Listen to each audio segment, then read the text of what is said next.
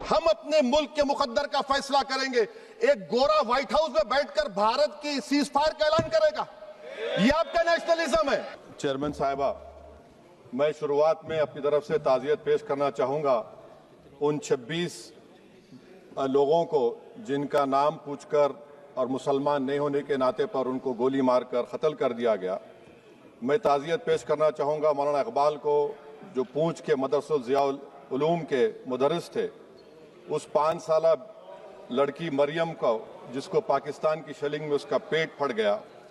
मैं ताज़ियत पेश करना चाहूँगा मैडम जैन अली और उर्वा फातिमा, इन दो जुड़वा भाई बहनों को जिनकी उम्र 14 साल थी। लांस नायक दिनेश कुमार को, BSF के सब इंस्पेक्टर मोहम्मद इम्तियाज को।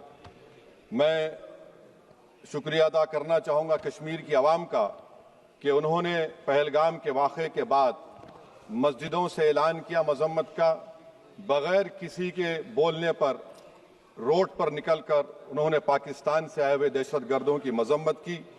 मैं मुबारकबाद देता हूँ हमारी मुसल्लह अफवाज को कि उन्होंने एक अजीम कुर्बानी पेश की और बहादुरी के साथ ऑपरेशन सिंदूर में भारत को कामयाबी दिलाई।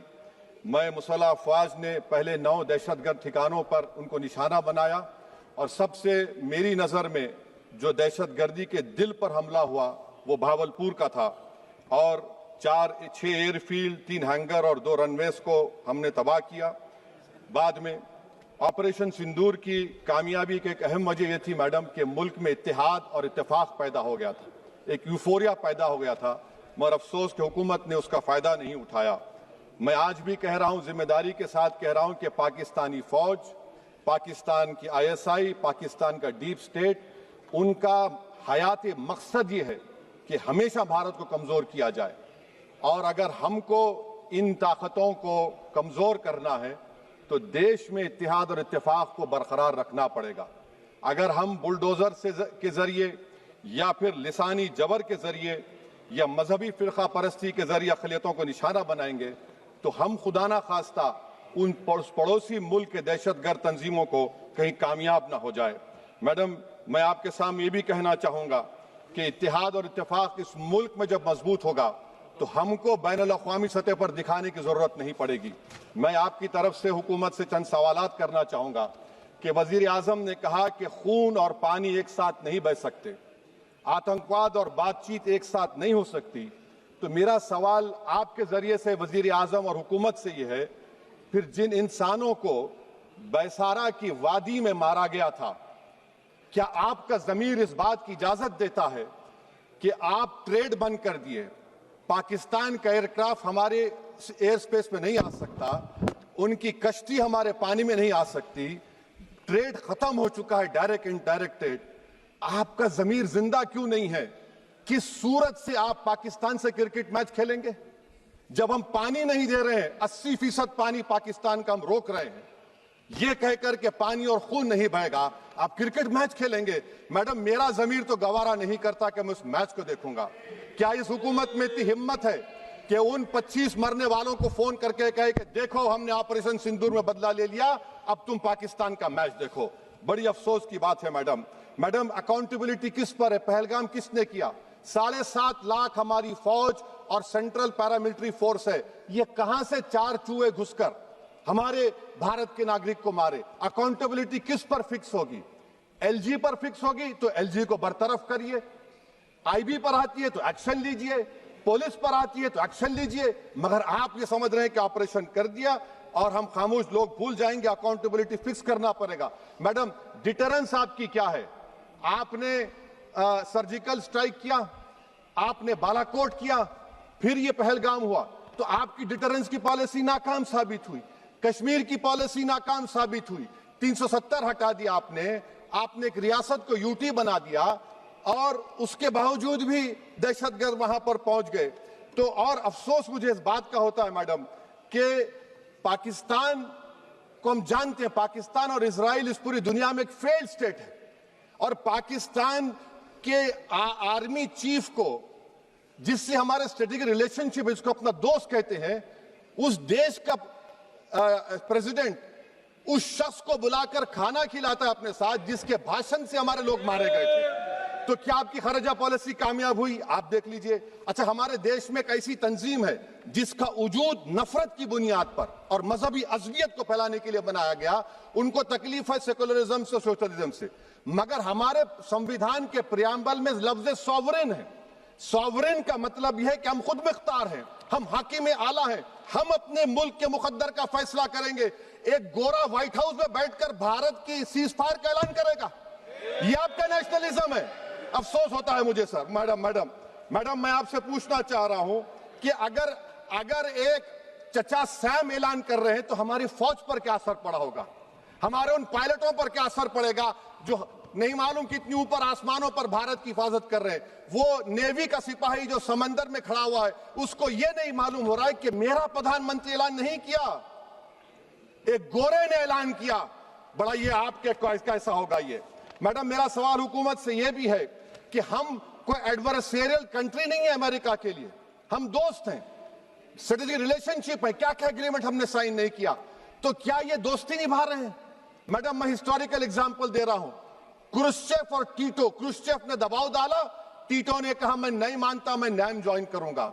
मैडम, फ्रांस और यूएसए, डिगोल को जब यूएसए ने दबाव डाला तो डिगोल ने कहा कि तुम दोस्त हो मगर हमारी खारिजा पॉलिसी आजाद ना है।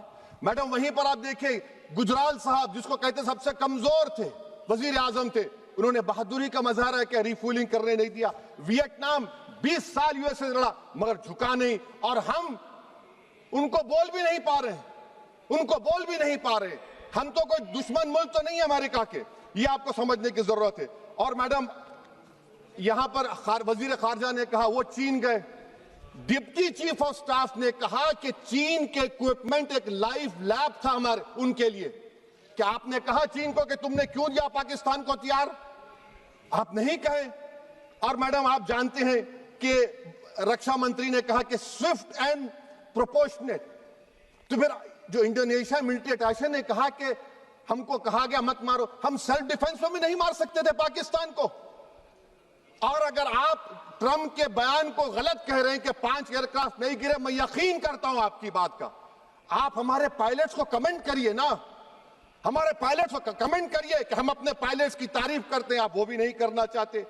मैं हुकूमत से जानना चाहता हूं मैडम कि क्या फ्रांस ने हमको सोर्स कोड नहीं दिया जिसकी वजह से हमारे एयरक्राफ्ट को क्या नुकसान हुआ?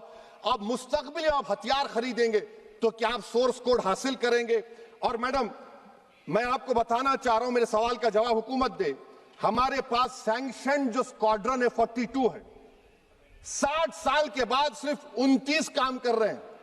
पाकिस्तान के पास 25 हैं, चीन के पास 50 से ज्यादा हैं। 11 साल से आप सरकार में हैं, सबमरीन नहीं है, थर्ड एयरक्राफ्ट कैरियर कहां पर है आप बताइए। और मैडम, FATF में लाना पड़ेगा आपको। अगर आप विश्व गुरु हैं तो हम आपको चैलेंज कर रहे हैं, आप G7 के कंट्रीज को, GCC को और चचा सैम को राजी कराइए कि पाकिस्तान को, मैडम खत्म कर रहा हूं, FATF में दोबारा लाया जाए। मैडम, ऑल पार्टी मीटिंग हुई, देखिए कितना कॉन्ट्रडिक्शन है केंद्र सरकार में और स्टेट सरकार में। ऑल पार्टी मीटिंग में था, केंद्र सरकार ने कहा कि नहीं, बैसारन मिडोस पर तो कोई जा ही नहीं सकता, जून से पहले इजाजत लेना पड़ेगा। बाद में हमको मालूम हुआ कि साल भर खुला रहता मिडोस सिवाय बारिश और स्नो के।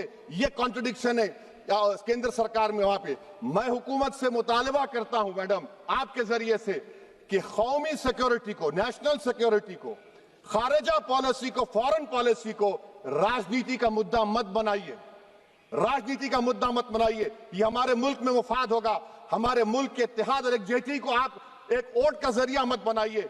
और मैं एक आखिरी बात पूछ रहा हूं मैडम, क्या चीन ने हमसे कहा था कि सीज फायर कर लो? और कैसे पाकिस्तान ने हमारे पायलट्स की बातों को सुना कि हमारा कम्युनिकेशन एनक्रिप्ट नहीं है?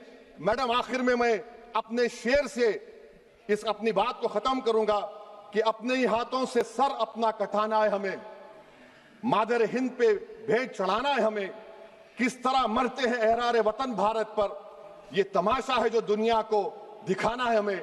ये मैं भारत की उस बहादुर फौज के नाम पे करता हूं, मुसल्ह फौज के नाम पे करता हूं। ये शेर कहने वाला कोई बीजेपी का नहीं था, ये शेर कहने वाले का नाम शेर था, शहीद अशफाकुल्लाह। मैं फिर से हुकूमत से कह रहा हूं, पाकिस्तान टेररिज्म करेगा, आप तैयार हो जाइए। आप चीन से मोहब्बत, कितना इम्बैलेंस हुआ ट्रेड का, कितना इम्बैलेंस हो रहा है चीन से। अच्छा, जब गलवान हुआ उस वक्त भी ट्रंप ने कहा था कि मैं बात करूंगा, हमने कहा नहीं बात करेंगे, जरूरत नहीं है। आज ट्रंप हमारे से पहले बोलता है इज्जत नफ्स भी कोई चीज होती है। इख्तिदार में कोई यहां रहेगा, कोई वहां रहेगा, मगर इख्तिदार में इकबाल होना चाहिए। बदबख्ती की बात यह है कि आपने इकबाल को खो दिया। बहुत बहुत शुक्रिया।